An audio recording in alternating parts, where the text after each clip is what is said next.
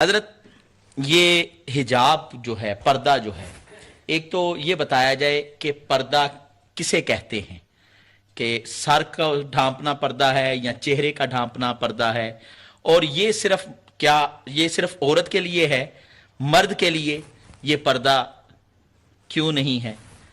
یہ ذرا بتا دیجیے۔ اسلام نے جو سوسائٹی بنایا ہے اس میں عورت گھر کی ملکہ ہے، ہائے ہائے سبحان اللہ، اور یہ اس کی اسٹیٹ ہے، ہائے ہائے سبحان اللہ، گھر چھوٹا ہو یا بڑا اس کی گورنمنٹ ہے وہاں، تو بہت قیمتی ہے، سیکورٹی چاہیے، جو گورنمنٹ چلاتا ہے وہ سیکیور ہونا چاہیے۔ اور مرد جو ہے وہ یوں سمجھیے فائننس منسٹر ہے، دوڑ دھوپ کے پسینہ بہا کر کے خون پسینہ ایک کر کے لاؤ اور اپنی بیوی کو دو، انتظام چلائے۔ اب دوسری بات یہ کہ عورت بھی بولو اور اس کو کھولو، عورت پوشیدہ ہی کو کہتے ہیں۔ اچھا مرد بھی عورت ہے، وہ فل عورت ہے، ہم 1/3 وہ عورت ہیں، ایوری مرد عورت ہے۔ اس کے بعد ایسی جگہ ہیں جس جگہ کو عورت کہتے ہیں، ستر عورت، چھپانے کی جگہ، کمر سے نی تک ستر عورت ہے۔ تو مردوں کے لیے بھی عورت کا لفظ استعمال ہوتا ہے، کیونکہ جو چیزیں بہت قیمتی ہوں ان کو چھپا کے رکھو، انہی درمیانی سے تو نسل چلے گی، چھپا کے رکھو، بچا کے رکھو، حفاظت سے رکھو۔ اصل میں حجاب جو آپ نے کہا، آیت حجاب، اس میں منشا وہی ہے کہ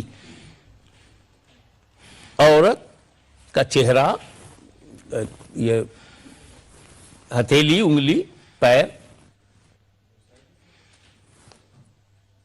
اس کو کور کرنے کا حکم قرآن میں نہیں ہے، لیکن جب فتنے آتے ہیں، ہمیں یار کون کہتا ہے کہ ٹیبلٹ کھانے کا حکم ہے، بیماری آتی ہے تو کھانا پڑتا ہے۔ تو جب بدنگاہی پھیلنے لگی تو سب بچاؤ کا راستہ نکالنا پڑا، نہ نزلہ زکام ہوتا، نہ ہم کیپسول لیتے۔ اصل میں ہم یہ دیکھ رہے تھے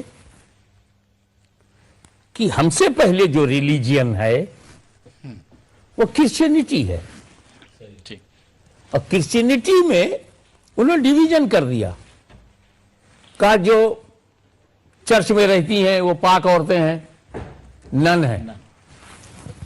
نن تو سمجھنے کے لیے ہے، but the dignity of the نن ان the eyes of Christian religion, کہ ایوری نن از ہولی وومن،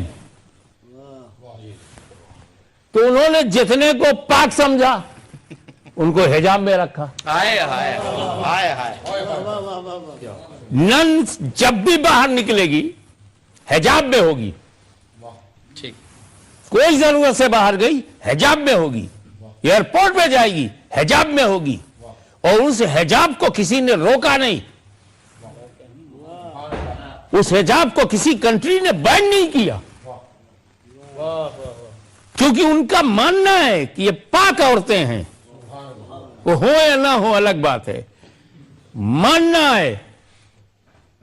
اب یہی ان میں اور ہم میں فرق ہے، ان کے دین میں صرف نن پاک عورتیں ہیں، ہمارے اسلام میں ہر عورت پاک عورت ہے۔ سبحان اللہ سبحان اللہ سبحان اللہ، جو سنت رسول پر عمل کرے گی وہ عورت پاک ہے، اور جب پاک کے لیے حجاب ہے تو ساری مسلمان عورتوں کے لیے حجاب ہے۔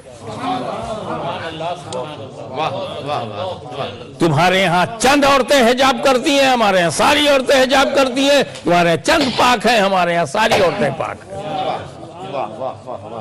حضرت سبحان اللہ، بہت اچھے۔